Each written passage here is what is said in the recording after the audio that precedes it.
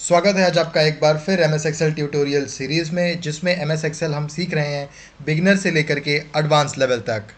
आज हम बात करने वाले हैं काउंट फंक्शन के बारे में और इसी के साथ जुड़े हुए टोटल 4 फंक्शंस के बारे में हम बात करेंगे।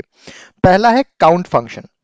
यहाँ पर काउंट फंक्शन जो जिसका मेजरली जो काम है, किसी भी रेंज के अंदर कितने ऐसे सेल्स हैं जिसमें नंबर लिखे हुए हैं, टेक्स्ट भी लिखा हो, नंबर भी लिखा हो या कुछ भी लिखा हो, उस पूरी रेंज में कितने नंबर्स लिखे हुए हैं वो काउंट करने का काम काउंट फंक्शन से किया जाता है। चलिए समझते हैं सबसे पहले काउंट फंक्शन के बारे में ही। यहाँ पर स्क्रीन पर आप देख सकते हैं एक डेटा सेट ऑलरेडी अवेलेबल है। ये डेटा सेट एक सेल्स डेटा है।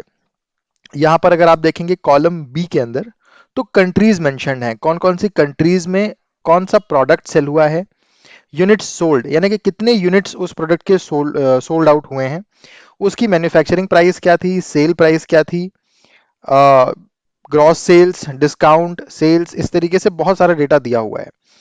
काउंट फंक्शन का यूज करते हुए यहां पर हम आज समझेंगे कि कैसे हम किसी भी चीज का काउंट निकालते हैं। देखिए, जो हमारा लास्ट कॉलम है, ये कॉलम मैनुअली मैंने ऐड किया है आपको ये चीज सिखाने के लिए काउंट फंक्शन के बारे में। यहां पर ऑलरेडी मैंने डेटा कुछ सेट किया हुआ है, तो आइए शुरू करते हैं। सबसे पहले हम इज इक्वल का साइन लगाएंगे और लिखेंगे count, bracket open. Bracket open करने से पहले एक और इंपॉर्टेंट चीज, जब भी हम कोई एमएस एक्सेल में फॉर्मूला यूज करते हैं, कोई फंक्शन लगाते हैं, तो देखिए एमएस एक्सेल ऑलरेडी हमको सजेस्ट कर रहा है यहाँ पर counts the number of cells in a range that contain numbers. हमने सेलेक्ट कर लिया और फिर हम अपनी शीट 1 में जा करके इस रेंज को सेलेक्ट कर लेंगे, ब्रैकेट क्लोज करके एंटर दबाएंगे। 498 सेल्स ऐसे हैं जिनमें कोई नंबर लिखा हुआ है, जैसे 1 2 3 4 टाइप का कोई नंबर लिखा हुआ है। आगे हम बात करेंगे काउंट ए के बारे में। काउंट ए एक ऐसा फंक्शन है जो हमें यह बताता है कि किसी भी रेंज में टोटल कितने ऐसे सेल्स हैं जिसमें कोई वैल्यू लिखी हुई है, चाहे वो नंबर हो, चाहे वो कोई टेक्स्ट हो, कोई इंटीजर हो, कुछ भी हो। अगर उस सेल में कोई वैल्यू है तो काउंट ए फंक्शन का यूज करके हम उसको पता लगा सकते हैं। देखिए यहां पर इज इक्वल का साइन लगाते हुए हम फॉर्मूला लिखेंगे काउंट ए, ब्रैकेट ओपन। शीट 1 में हम जाएंगे और हम ये देख लेंगे कि टोटल कंट्री वाले कॉलम में टोटल कितने ऐसे सेल्स हैं जिसमें कोई भी वैल्यू लिखी हुई है। यहां पर मैंने काउंट ए का फॉर्मूला लगाते हुए पूरे रेंज को सेलेक्ट कर लिया और जैसे ही मैं एंटर दबाऊंगा 692 ऐसे सेल्स हैं जहां पर कोई भी वैल्यू लिखी हुई है। अब हम आ जाते हैं काउंट इफ फंक्शन की तरफ। काउंट इफ फंक्शन बहुत ही ज्यादा इंपॉर्टेंट फंक्शन है इस लिहाज से, क्योंकि जब भी आप कोई एमएस एक्सेल में कोई रिपोर्ट बनाते हैं, कोई डैशबोर्ड बनाते हैं और आपको डेली बेसिस पे काउंट इफ चाहिए होता है कि आज लेट्स से कि आप एक शॉप में काम करते हैं, लेट्स से एक बिजनेस में आप काम करते हैं, वहां पर कोई प्रोडक्ट है, वो कितने यूनिट्स सेल हुआ है, ये आप डेटा, अगर आपकी कंपनी में क्लाउड स्टोरेज यूज होता है या कोई एप्लीकेशन जैसे एसएपी और एकल यूज होता है, वहां से अगर आप डेटा डंप निकाल करके भी आप एक डैशबोर्ड बनाना चाहें तो वो भी आप काउंट इफ के थ्रू कर सकते हैं। यहां पर मैंने ऑलरेडी एक डैशबोर्ड में लिखा हुआ है कंट्रीज के नाम, Canada, Germany, France, Mexico, United States of America. देखिए यहां पर बेसिकली मैं ये दिखाना चाहता हूं कि कौन सी कंट्री में सेल्स कितनी बार हुई है। यहां पर जो हमारा डेटा था, इस अगर आप हम इस डेटा में देखें तो यहां पर देखिए कंट्री में Canada, Germany, France, Germany, Mexico ऐसे करके डेटा लिखा हुआ है।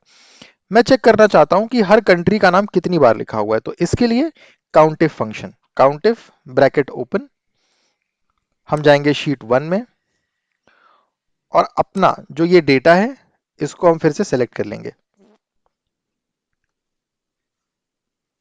देखिए काउंटिफ फंक्शन में क्या होता है, सबसे पहले आप एक रेंज सेलेक्ट करते हैं कि जिस रेंज में आपको ढूंढना है और क्राइटेरिया लगा देते हैं। यहां पर क्राइटेरिया क्या रहेगा मैं आपको समझाता हूं। ये रेंज लगाने के बाद में सबसे पहले तो हमको इस रेंज को फ्रीज करना है F4 का बटन दबा करके। F4 का बटन दबाना इसलिए जरूरी है, जैसा मैंने सम इफ फंक्शन के टाइम पे बताया था, आपको अपनी इस रेंज को फ्रीज करना होता है, वरना जब भी आप नीचे की तरफ वैल्यूज को पेस्ट करेंगे आपकी रेंज भी नीचे खिसक जाएगी। तो इसलिए आप रेंज लगाने के बाद में F4 दबाएंगे। मैं एक बार शुरू से आपको करके बता देता हूं। Is equal to count if bracket open,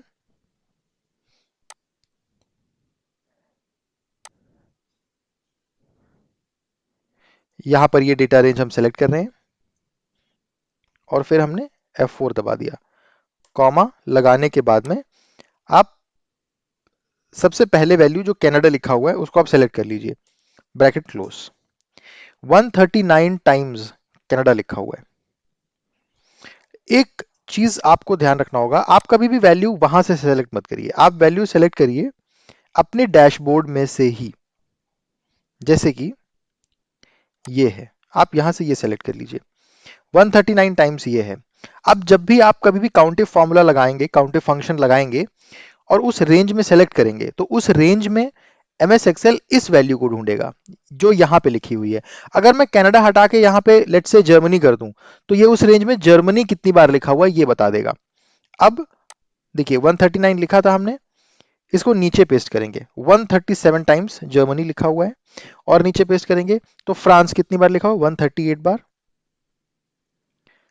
Mexico 139 times, United States of America भी 139 टाइम्स,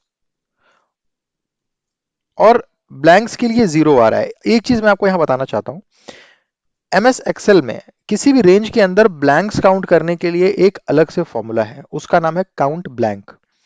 यहां पर काउंट ब्लैंक नाम का एक फॉर्मूला है, देखिए is equal to count blank bracket open. हम फिर से जाएंगे यहां पर और यहां पर हम ये रेंज को सेलेक्ट कर लेंगे, bracket close, enter. 8 times blank है, मतलब वहां पर 8 बार 8 सेल्स ऐसे हैं उस रेंज में जिसमें कोई भी वैल्यू नहीं लिखी हुई है, वो पूरा ब्लैंक है। आज हमने इस वीडियो में बात करी count function, count A, count if और काउंट ब्लैंक के बारे में। ये चारों फंक्शन मैं उम्मीद करता हूं आपको समझ में आया होगा। इन सभी फंक्शंस के डेफिनेशंस आपको डिस्क्रिप्शन में मिल जाएगा। कोई भी क्वेश्चन हो आप कमेंट बॉक्स में जरूर पूछिए। अगर आपको ये वीडियो पसंद आया हो तो प्लीज इस वीडियो को लाइक करिएगा, चैनल को सब्सक्राइब करिए, शेयर करिए सभी के साथ जो MS एक्सेल सीखना चाहते हैं। अगर कोई सजेशंस है तो प्लीज कमेंट सेक्शन में जरूर बताएं। Thank you for watching.